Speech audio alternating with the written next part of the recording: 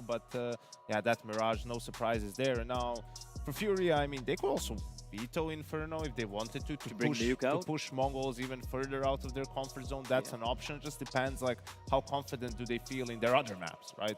I think there's no doubts that Mongols are going to get rid of Overpass 100%. Here. So Furia knew coming into the second phase, between Inferno and Nuke, whichever one they veto, the other one is going to be the decider. And it seems like they would prefer Nuke over Inferno. So an interesting approach here from Furia, but I like it. Yeah, I like it as well. Like a Nuke, I'm gonna slightly go the way of Furia. I haven't been really super impressed with what Mongols have shown a Nuke thus far, recently at least. But that could be interesting, right? Because on map, we're just gonna be playing the default stuff.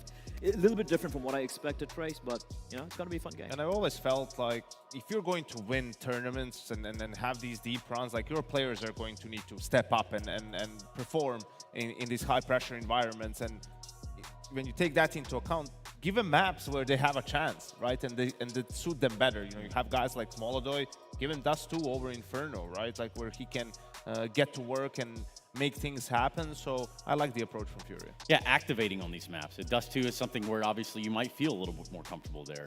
Especially, you know, this is only kind of speculation, but I can imagine that there are still a few growing pains here and there for the side of Furia. Yeah, for sure. Like, obviously, as we pointed out earlier, you know, Molodoy, you know, his just slight overconfidence. We saw it yesterday as well, just, you know, re-peaking time and time again, trying to go for those plays. I don't care about that. I like that. You know, a young player, let him be overconfident. Let him make the mistakes, right? He'll learn over time when to temper himself down, right? You don't want to cut his wings off, right, before he even took flight. So he has to go. Those are the growing pains of having a rookie player, and I think he's been exemplary so far. He's probably in the running for Rookie of the Year. So yeah, let the boy have his fun. Yeah, let the boy have his fun. All right, we'll do just that. Hey, Mac, let's get him out on stage, bud. Let's do just that. Last time these teams faced, Furia took home a trophy. Let's find out which of these two will be the first to lock in playoffs. Please welcome Furia and the Mongols! Yesterday, Mongols showed that they are bringing their top form back for the Thunderpick World Championship. But their opponents, Furia, already have the mental edge. One thing is for sure. When the Chessmaster and the Professor go blow for blow, we're all in for a treat.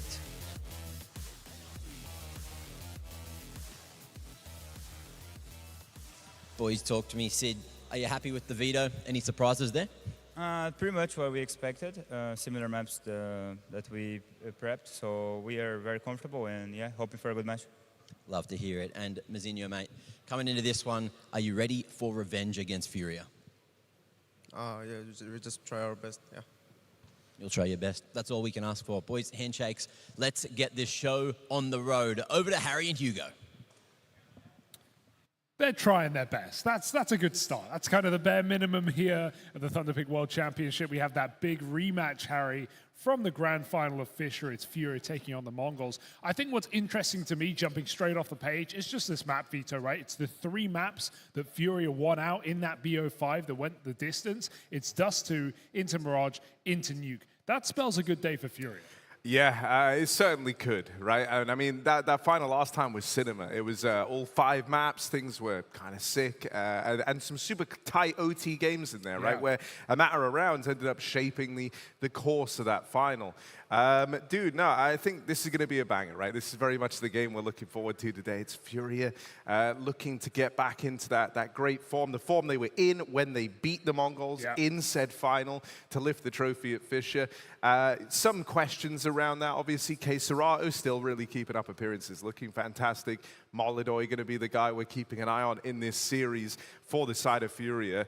And then, you know, Mongols out for revenge, right? And with a bunch of repeat maps, with it being the 3, like you said, that Furia ended up walking away with, this is the perfect storm for a revenge arc out of the Mongols, who showed up looking really confident in Game 1 yesterday. Yeah, they played out of their mind against 90, made quick work of the South American squad. And, well, for Furia, sure, it was still a 2-0. They got business done. OG made them work for it, definitely at times with 2 closer maps, but a 2-0 nonetheless for Furia. I mean, just looking at this game, Harry, I still kind of, based on the results yesterday and the matches yesterday, I still kind of expect this game to be the grand final of this entire event. I don't think this is the last time we're going to see this matchup, right? You would like to think that that could happen with the form these two teams are in.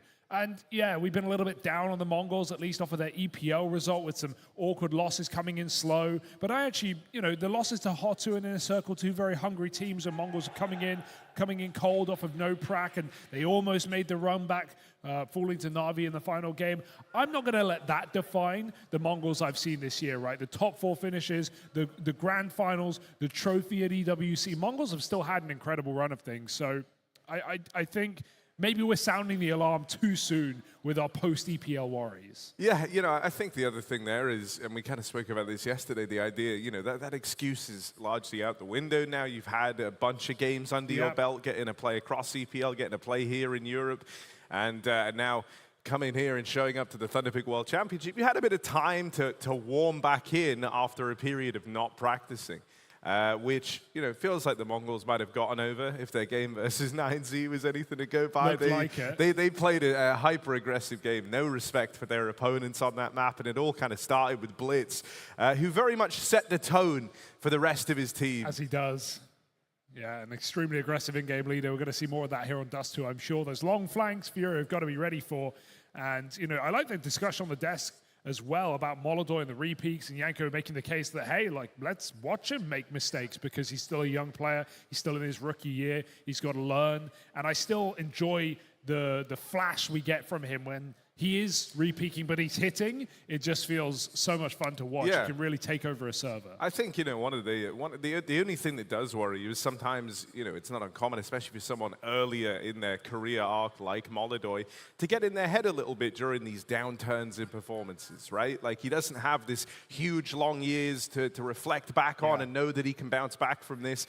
So maybe there's some self-doubt in there, but yeah, I agree. You don't want him changing his play style. That's something Fallen's been adamant about since he joined this team. And so let's get into this one.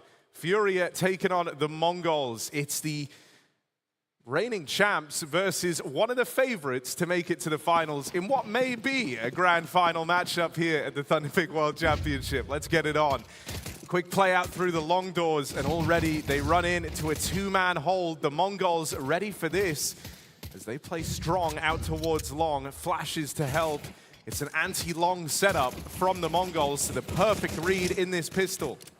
Yeah, big flank already coming in for Blitz. Question is, do Fury commit or do they go back? Smoke shot is not ideal. Yakinda as well just gets domed through it. And so Fury don't even get to play this pistol past getting out long. They are contained. The back door is closed here by Blitz.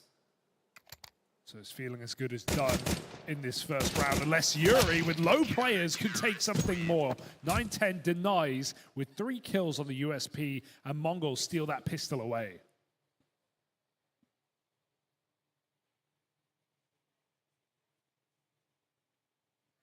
Surely no force here, although I see Fallen dropping a scout. Just the scout. Trusting in his AWPer to pick that cross. Oh, just off. Molodoi usually great at hitting these, but that one just sails past. I mean, you talk about this being a repeat of the Furious successes from that BO5 final. Well, this was the 5th and final map. This was the most dominant one in Furious' favor. But I don't know if it's going to be safe to assume that the Mongols you get on map 1 as Dust 2 will be the same as it was map 5 tail end of a very long grand final. Well, are they morning gamers, Harry? Not known to be morning gamers are the Mongols, but anything's possible today. Good grenades. These are just Glocks and Molodoi's full blind. No one's making it into this bomb site here for Furia. Just getting slaughtered.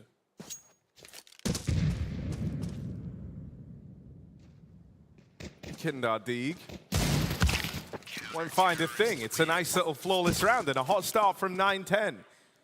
Can't buy the AWP there, Harry. Suffering from success here. 5 alive. You know if someone died, he'd be buying up that AWP right now, but just keep it going and wait for your first casualty. Fallen obviously taking your back seat here after buying the scout. True leader. Gonna leave him with a Tech 9. He's got the nades, though.